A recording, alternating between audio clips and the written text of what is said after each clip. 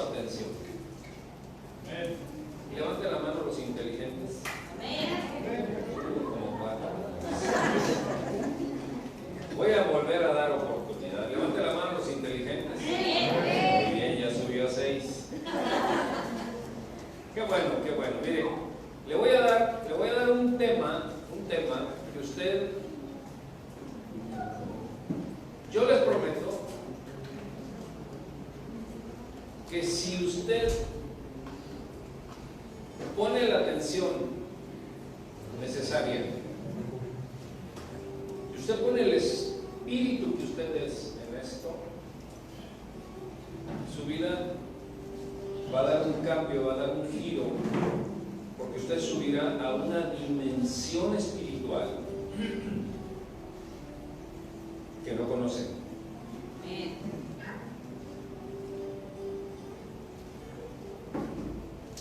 Le voy a explicar tantito. Nosotros somos espíritu. Usted está viendo mi cuerpo, pero con quien se está comunicando es con mi espíritu. ¿Sí?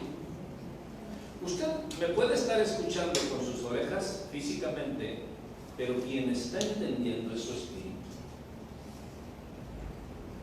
En conexión con un alma que Dios puso en nosotros. ¿Alright? Muy bien.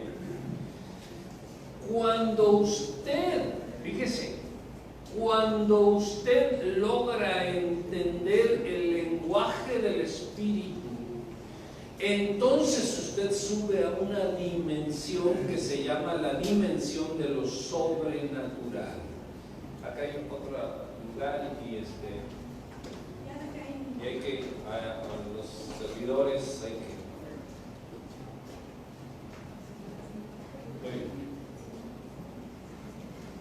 Entonces, cuando usted entiende esto que le voy a decir, con el espíritu, no solamente con el intelecto, sino con el espíritu, usted entrará en una dimensión sobrenatural.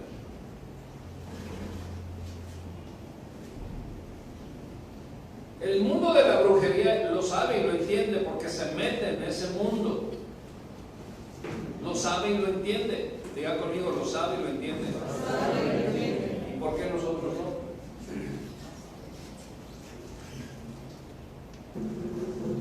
Quiero platicarles de por qué es que, aunque somos seres espirituales, tenemos poca práctica espiritual.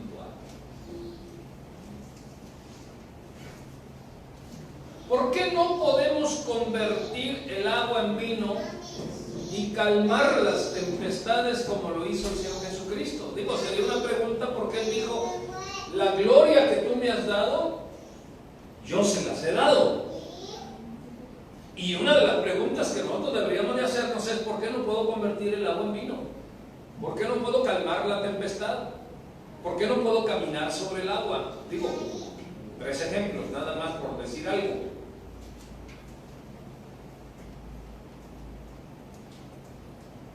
Vemos y leemos, vemos con el Espíritu y leemos en la palabra de Dios de cómo la sombra de Pedro sanaba a los enfermos. ¿Puedes imaginar? Ahí iba mi sombra y ahí estaba el tiradero de enfermos y nada más la sombra levantaba a los enfermos. Y lo vemos en la palabra y la palabra no miente. ¿Y por qué no pasa contigo? ¿Por qué no nos pasa? También vemos cómo la sola presencia de Jesús atormentaba a los demonios. Su sola presencia. No tenía que decir, ¡Satanás fuera! No tenía que decir, no, su sola presencia atormentaba a los demonios. Eso quiere decir que tú y yo tenemos la oportunidad de que nuestra sola presencia puede generar ambientes espirituales que resistan a Satanás y que resistan todo aquello que quiere manipular nuestras vidas. ¿Por qué vemos en la Escritura de cómo Cristo apareció a Pablo en el camino a Damasco con una luz brillante? Y todo este tipo de cosas nos hacen pensar que eso solo podía vivir los patriarcas y los apóstoles del Nuevo Testamento. Le doy otro ejemplo de cómo Eliseo le dijo a Naamán que se zambulliera 3 veces en el río Jordán y sanó de la lepra.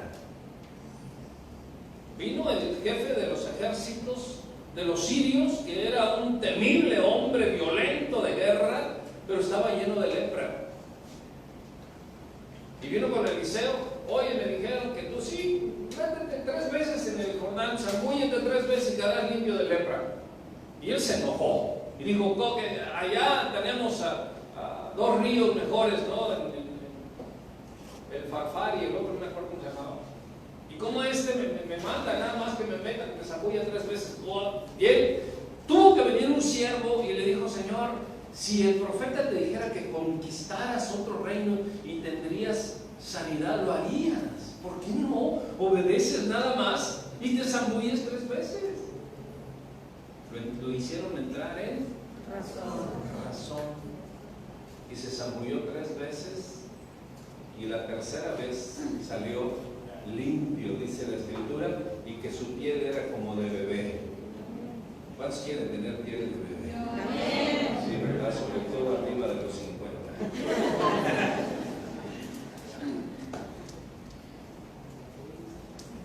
¿Será que el Señor solo nos quería ilustrar de lo que hizo solo en una generación preferida o consentida o algo por el estilo? No, yo no creo eso. Veamos esto, Génesis 2, 7. Génesis 2, 7. Génesis 2, 7. Génesis 2, 7. Entonces Jehová Dios formó al hombre del polvo de la tierra, dice, y sopló en su nariz. ¿Qué cosa sopló? ¿Qué cosa sopló? Y fue el hombre un ser viviente. O sea que antes de que Dios soplara aliento de vida en el hombre no era un ser viviente. Sí lo era. Sí lo era. Ya respiraba, ya hablaba, ya caminaba, ya andaba, como muchos andan hoy, pero no vivía. No tenía vida. ¿Y qué es la vida? Es el aliento, es el mismo Espíritu de Dios, es la vida de Dios. Y dice que Él sopló en su nariz aliento de vida y fue un hombre, un ser viviente, o sea, fue un ser espiritual. Si tú no eres un ser espiritual, tú no eres un ser viviente.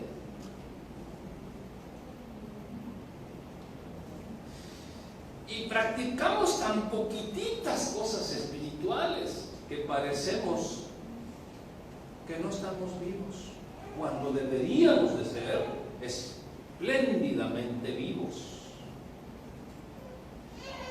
¿Qué es lo que pasó? El aliento que Dios sopló en Adán no fue un aire fresco para que sintiera como sentir la brisa que sentimos aquí en Cancún, porque tenía calor o algo, sino que sopló su misma presencia. Diga conmigo: sopló su misma presencia, su gloria, su poder, su amor, su vida, etc. Todo lo que Dios es, lo sopló en Adán. Y Adán fue un hombre viviente, fue un hombre espiritual, un hombre que tuvo espíritu.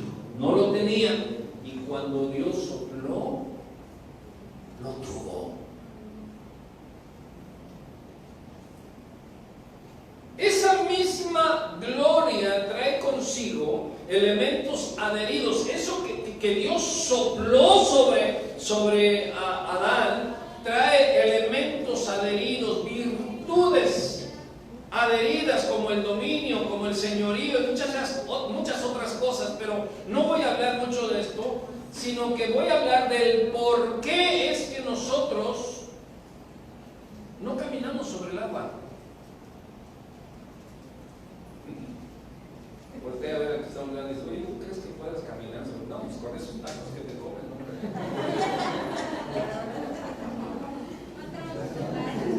No entremos en detalles. O sea, estamos tan lejos de asimilar esa posibilidad en nuestra vida. ¿A cuántos de ustedes les gustaría que su sombra sanara a los enfermos?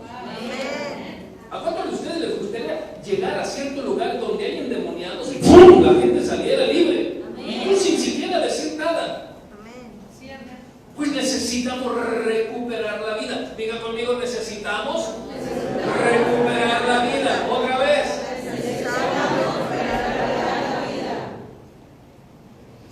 Cuando el hombre cayó en error y pecado, se quedó sin dominio, pero se quedó también sin la gloria de Dios. Y Dios, de la misma manera que había soplado su gloria en el hombre, a sí mismo inhaló lo que había depositado en el hombre. Primero sopló, y después, cuando el hombre pecó, inhaló lo que había depositado, lo quitó. Después de la caída del hombre, y fueron tantos los residuos, por así decirlo, de la gloria de Dios que quedaron en Adán, que aún pudo vivir 930 años. Por eso es que mucha gente que ha tenido una experiencia con Dios, pero que ya no está con Dios, que ya no tiene una comunión con Dios, que ya prefirió irse, que ya lo engañaron, que ya le dijeron mil cosas y que bla, bla, bla, bla, bla, se va. Pero los residuos de aquella gloria, de aquella experiencia que tuvo con Dios son muchos y terminan después de años a llegar a la apostasía y a perder todo eso. Fueron tantos los residuos de la gloria de Dios en Adán que logró vivir 930 años. Imagínate que una suegra viviera todo eso. No se crean. Por favor, yo soy suegro, pero los suegros somos a todo dar.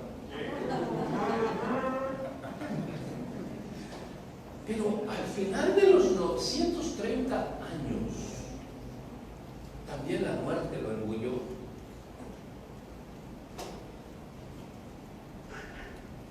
Pero mientras, en esos 930 años, en la trayectoria de la vida del hombre, aprendió, fíjense lo que aprendió en esos 930 años, y fíjense lo que la humanidad ha aprendido desde que Dios inhaló su espíritu. Aprendió a estar enfermo, aprendió a ser pobre, aprendió a llorar, aprendió a amargarse, aprendió a estar endemoniado, aprendió a morir.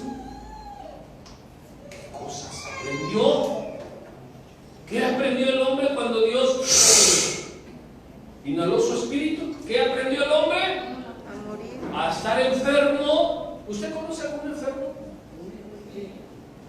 ¿Usted conoce a alguien que se queje de todo?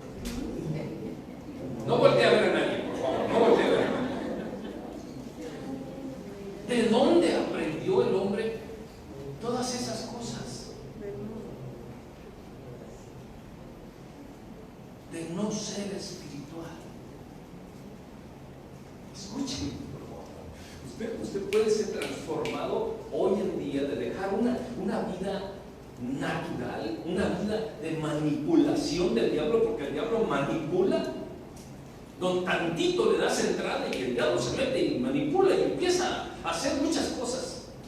Usted puede hoy en día regresar a ser espiritual, regresar a una experiencia con Dios, o permitir que Dios sople su espíritu sobre su vida. Porque hoy van a suceder cosas sobrenaturales en este lugar. Amén. En esa trayectoria el hombre aprendió a estar enfermo y una de las cosas, aprendió a estar pobre.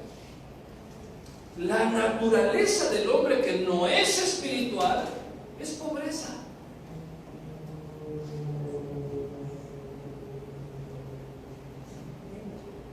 A ver. O sea que usted me dice que si yo soy pobre no soy espiritual. Sí. Usted me dice que si yo estoy constantemente enfermo, yo no soy espiritual. Sí. Usted me dice que si yo constantemente estoy en la queja y queja, no soy espiritual. Sí. Porque una cosa es estar pobre en una temporada y otra cosa es que toda la vida estés pobre. Y una cosa es estar enfermo en una temporada y otra es que todo el tiempo estés enfermo y queja. Y muele. Y error.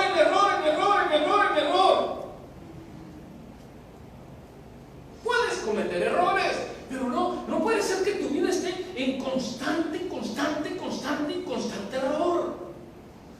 A eso me refiero. Adán perdió la dimensión divina de la presencia de Dios que producía todo tipo de maravillas. Eso quiere decir que cuando el Señor da su gloria es darnos lo que Adán podía hacer en el huerto. Cuando Dios, por medio de su Santo Espíritu y por medio de la sangre de Cristo Jesús y por medio del sacrificio de Cristo Jesús, cuando alguien reconoce y acepta esto y Dios sopla de su Espíritu, nos regresa a un estado en el que se encontraba Adán en el huerto del Edén y aún mejor. Pero ¿qué sucede? Hemos tenido tantas herencias del mundo, tantas herencias tradicionales y tradicionalistas y tantas herencias religiosas, incluso religiosas cristianas, que te dicen que la pobreza es un sentido de humildad. Totalmente falso. No hay una sola virtud en la pobreza.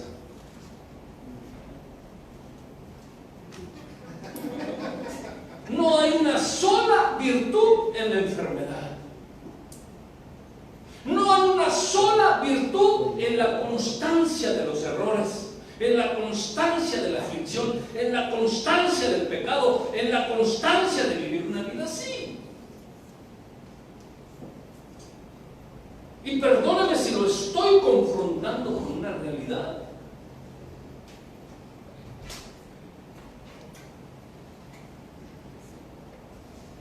En la gloria de Dios, todo es como Dios es. Repita conmigo. En la gloria, ahí va.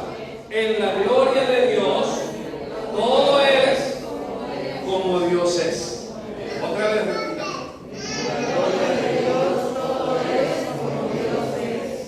La gloria de Dios no incluye enfermedad, no incluye pobreza, no incluye angustia, no incluye depresión, no incluye tristeza, no incluye manipulación, no incluye demonización. No están allí en la gloria de Dios. Y vuelvo a repetir esto, no que podamos sentir tristeza o que podamos sentir depresión o que un día podamos sentir frustración. A lo que yo me refiero es que continuamente estemos deprimidos. O sea, que tengamos una vida de depresión. Entonces, ¿en qué consiste que Jesús haya resucitado a los muertos, haya roto el acta de dominio que estaba en nuestra contra por medio de su sangre, si íbamos a seguir enfermos, pobres y amolados, deprimidos, posesos. ¿De qué sirve entonces? Y es allí donde yo me llevo las críticas de la gente, porque predico un evangelio donde no debe haber pobreza, no debe de haber enfermedad, no debe de haber angustia, depresión y tristeza, sino la gloria misma de Dios presente, moviéndose y haciendo milagros y cosas sobrenaturales. Amén. Y no digo yo que no podamos sentir tristeza o sentir amargura o sentir enfermedad o sentir en una temporada, pero no tener ni hacer una vida de tristeza o una vida de pobreza o una vida de enfermedad.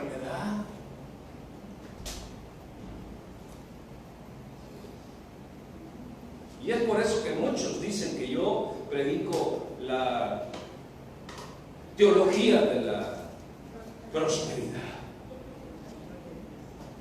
No, yo no predico la teología de la prosperidad. Yo predico la palabra de Dios que dice que Él sopló aliento de vida. Y cuando el hombre pecó, recogió el aliento de vida, y cuando Cristo vino, volvió a soplar el aliento de vida. Nos volvió, nos regresó a ese lugar de gloria.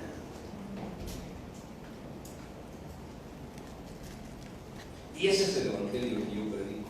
Por eso urge entender y urge entrar en esta gloria, porque si tú entiendes y entras en esta gloria, no necesitarás que el pastor vaya a orar a tu casa por ti.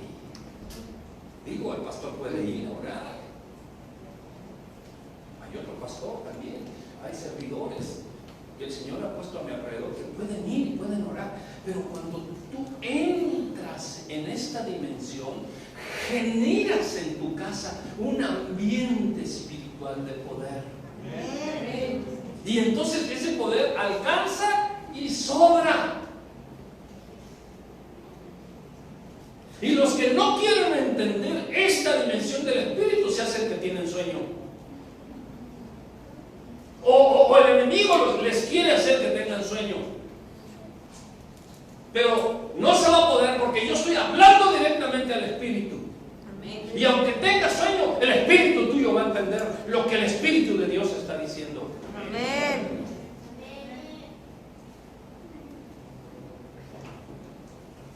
Cuando Dios inhaló su gloria de Adán, solo le quedó el 8% de su capacidad. Del 100% de la capacidad que tenía Adán cuando Dios hizo esto, solo le quedó el 8%. Vaya pastor, ¿de dónde saca ese 8% de la Biblia? Yo no encuentro que diga el 8%. No, la Biblia no lo dice. Pero dicen los científicos que el hombre solamente tiene el 8% de capacidad de todas las capacidades que ellos creen que pueda tener.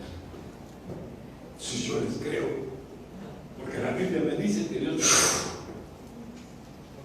A ver, haga conmigo. Ahora haga conmigo.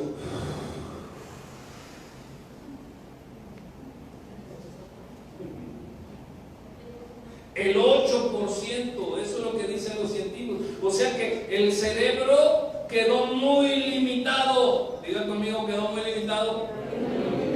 Pero hay personas que están como al 1%. Pues ni siquiera pueden ni razonar que la tortilla tiene dos caras. O en el caso más severo, deben cerebro. Quedan bebiendo. Había un tianguis de cerebros. Y estaba el cerebro de Einstein. Que no sepa quién es Einstein, por ahí se platican. Estaba el cerebro de Einstein ahí y costaba $1. Estaba el cerebro de Steve Jobs, costaba $2. Ya se murió. Costaba $2. Y así, hasta llegar al cerebro de Capulina. Y costaba $2 millones. Oiga, dice, ¿y por qué el de Capulina 2 millones? Dice, es que está nuevecito, nunca se ha usado.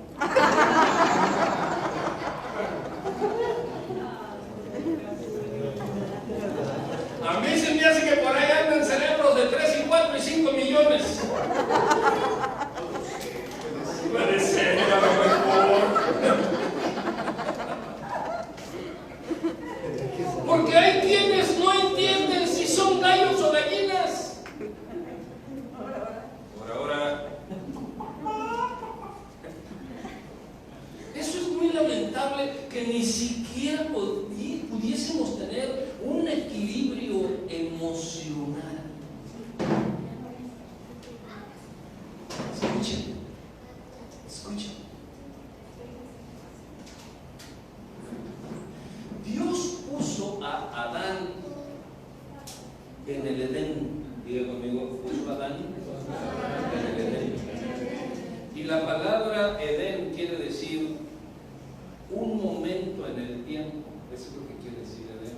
Un momento en el tiempo. En hebreo. O sea que el Edén no era un lugar fijo. Pero bueno, a través del tiempo y en Cristo Jesús, Dios termina nuevamente dándole al hombre la gloria perdida. ¿Qué es la gloria de Dios? Bueno, solamente para ser rápidos, porque quiero ministrarte, quiero tocarte, quiero ver qué hace Dios al tocarte. Hay tres cosas, tres dimensiones que determinan la gloria de Dios: la fe, la unción y la gloria. La fe es la habilidad dada por Dios al creyente para creer lo invisible y lo imposible. La unción es el poder de Dios y Dios operando a través de nosotros. Pero la gloria es Dios mismo haciendo su trabajo sin tu ayuda ni la mía. Ya lo repito. La fe, que sin fe es imposible agradar a Dios, es la habilidad dada por ¿quién? Por Dios mismo al creyente para creer lo invisible y lo imposible.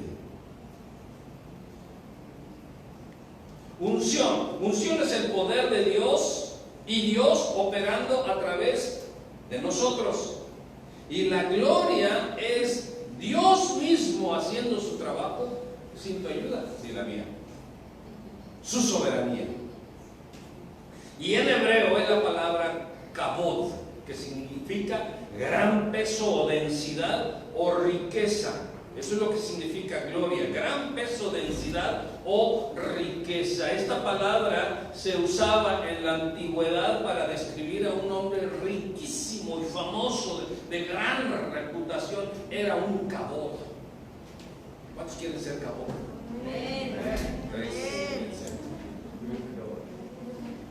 Miren, kabod también significa honra, fuerza, poder, majestad, reconocimiento, santidad, grandeza, magnificencia. Y en el original griego se usa la palabra doxa, D-O-K-S-A, doxa, y significa fama, reputación, abundancia, riqueza, dignidad, resplandor y honra. Todo eso es la gloria de Dios. Y cuando Dios sopló sobre Adán, todo eso de Dios estaba en Adán. Cuando Dios inhaló de Adán, todo eso se fue de Adán.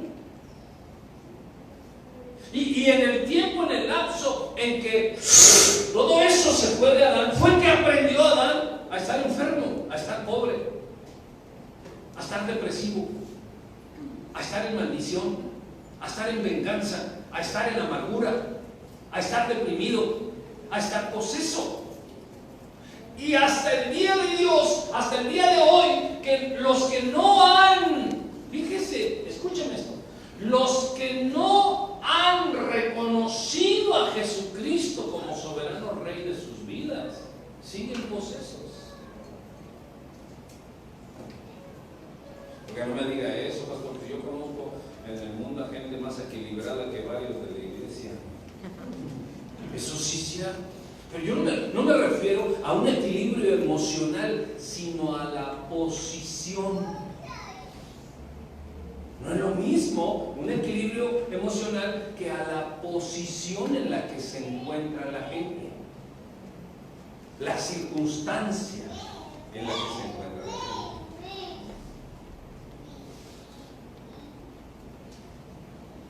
En suma, es todo lo que Dios es sus atributos, sus virtudes, su naturaleza, su perfección. O sea que su gloria es quien Dios es. La gloria de Dios es lo que Dios es. Repita conmigo: la gloria de Dios es lo que Dios es.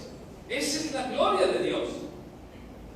Y la Biblia habla de diferentes glorias: las glorias celestiales y las glorias terrenales. La gloria del hombre es lo que es por dentro,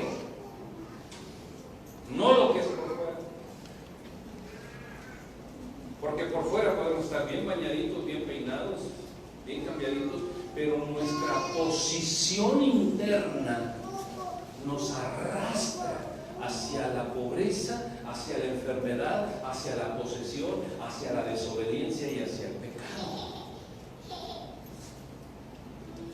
Por eso la gloria de Dios o la gloria del hombre es lo que Él es en su interior. La gloria de un astro es lo que es también por dentro, porque el astro brilla, pero por lo que es por dentro. Porque dice que hay glorias diferentes, ¿no? La gloria natural, la gloria celestial, la gloria espiritual. La Biblia dice que la gloria del mundo es vanagloria, es hueca, no hay nada de peso adentro. Y la gloria de Dios es Dios mismo, su poder, su majestad, reconociendo el poderío. Eso es Dios, eso es su gloria. Y aquí es donde quiero yo terminar o centrar esta situación del por qué no podemos liberar a los posesos, del por qué no podemos orar por los enfermos y que estos sanen, del por qué podemos estar viviendo en constante pobreza, del por qué podemos estar viviendo en constante amargura, del por qué en cada oportunidad de vida que Dios nos da no la vemos.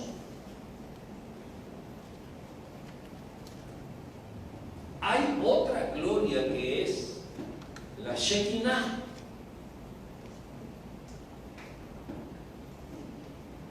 Que en hebreo significa uno que habita. Y aquí pongamos mucha atención, porque aquí está la clave del mensaje de hoy. Una cosa es el kabod, la gloria de Dios, el prestigio de Dios, el poder de Dios, la justicia de Dios, y otra cosa es el Shekinah, donde Él habita.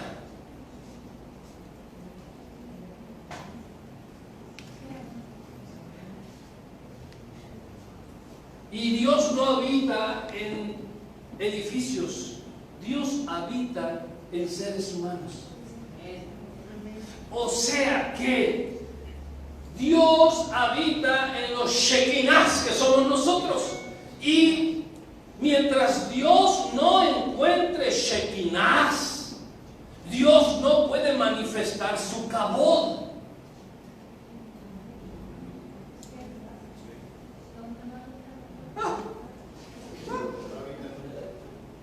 ¿Por qué hay tanta pobreza? ¿Y por qué hay tanta vergüenza? ¿Y por qué hay tanta amargura? ¿Y por qué no puedo perdonar a fulano de tal? Ya se murió hace como 100 años y no lo puede perdonar. ¿Por qué? Perdón la saliva. No tengo coronavirus. ¿Por qué no puedo salir del atolladero? ¿Por qué no puedo salir de la enfermedad? ¿Por qué una tras otra? Dijera el apóstol Paco Stanley. Una tras otra y una tras otra, y no sales de una para entrar a otra, y la otra está peor que la anterior, y nos amargamos y decimos: Dios, es que no estoy contigo, Señor,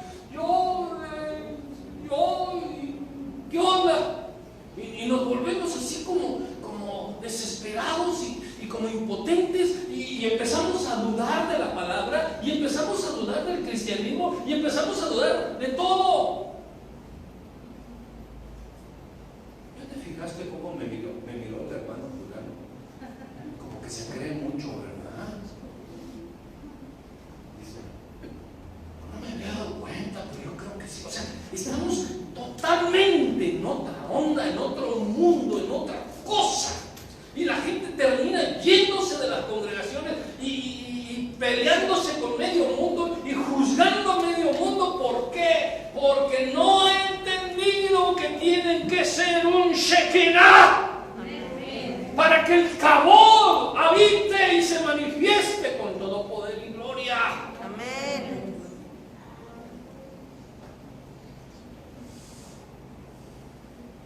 Pero para ser Shekinah de Dios hay que tener pacto con Dios, hay que tener rendición a Dios, no compromiso, sino rendición, porque el compromiso, cuando yo quiera lo deshago. Yo me comprometo contigo, pero sabes que ya no sentí comprometerme contigo, entonces yo deshago mi compromiso. Pero si yo me rindo a Dios, la rendición al Señor es totalmente diferente a un compromiso. Y es la diferencia enorme entre un Shekinah y un cristiano comprometido. El cristiano comprometido, a la hora que sea, deshace lo que sea, lo que dijo y lo que no dijo, y se va o viene o queda o lo que sea, ¿no? Maneja la iglesia como una membresía, como un club.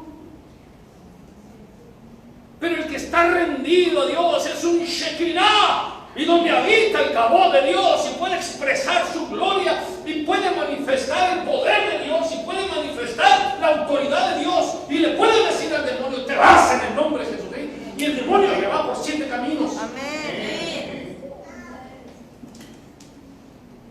Ahora sí me enojé. Es por eso que podemos comprender que Dios está en todo lugar, sí, pero no en todo lugar encuentra un Shekinah para habitar y para manifestarse. Diga conmigo.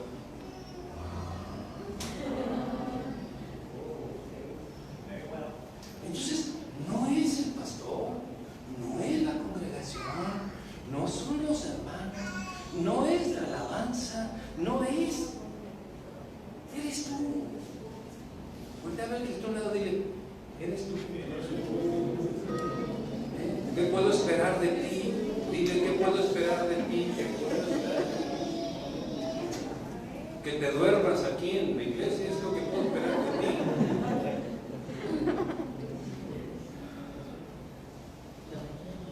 ¿Qué tan confiable eres? Si yo te pido que ores por mí, ¿verdaderamente me vas a bendecir o me vas a aventar un choro? Si yo estoy en problemas y si voy contigo, ¿verdaderamente me vas a ayudar? Y no necesariamente económicamente, pero serás el Shekinah de Dios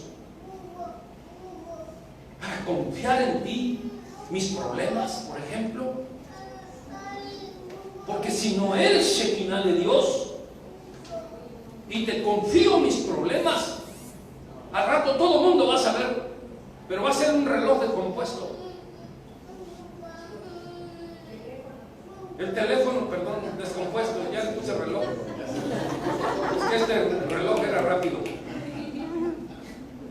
¿Qué tan confiable eres? ¿Qué tan cristiano eres? ¿Qué tan Shekinah eres? ¿Por qué no podemos convertir el agua en vino? ¿Por qué no podemos reprender la tempestad como lo hizo el Señor Jesucristo? ¿Por qué aunque coman cosas venenosas no pasará nada? ¿Por qué aunque esté el coronavirus no me va a pasar nada? Ni plaga tocará tu morada, dice la Escritura. Le tenemos más miedo al coronavirus que a otra cosa. Hoy en día la nueva normalidad y la manda del muerto es lo mismo. ¿Por qué? Porque la palabra de Dios me dice que Dios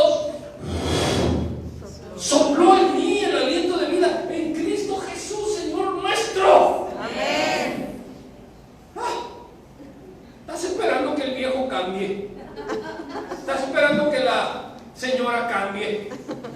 Que los hijos cambien, que los hijos crezcan. A ver si los hijos crecen y cuando yo me haga viejito me mantienen. Otra manga del muerto.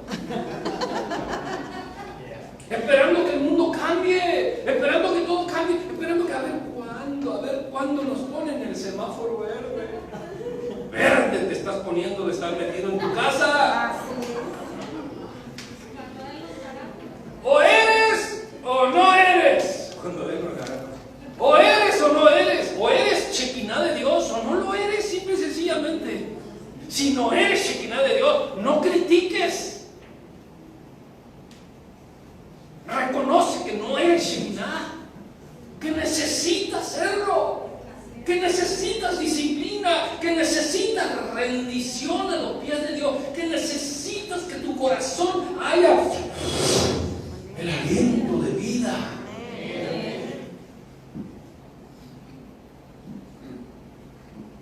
¿Eres Shekinah o no eres? Porque yo veo que en muchos templos ponen Shekinah, santidad del Señor.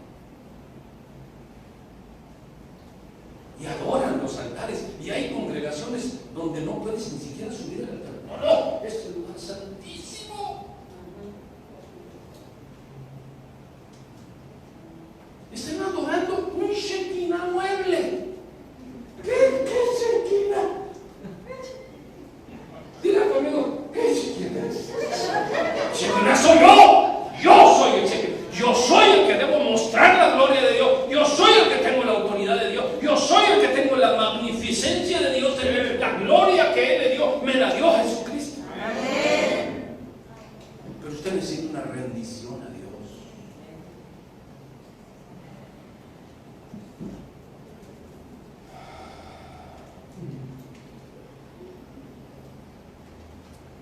Aquí está el problema de muchos y de muchos lugares. Dios no habita en lugares físicos, sino en personas que entienden que pueden ser el Shekinah de Dios. Y algunos por ahí puedan decir, ¡ah! Herejía. ¿Qué herejía está diciendo este pastor? Si hay quienes solamente les falta hacer esto, de verdad, como es tradicionalmente metido en una humanidad sin el aliento de vida. Por eso muchos no quieren estar conmigo. El Señor está esperando que seamos una habitación de su gloria, de su resplandor, de su reputación, de su prestigio, de su honor, de su santidad, de su poder, de su majestad, de su brillo, su peso de gloria, de su justicia. Amén.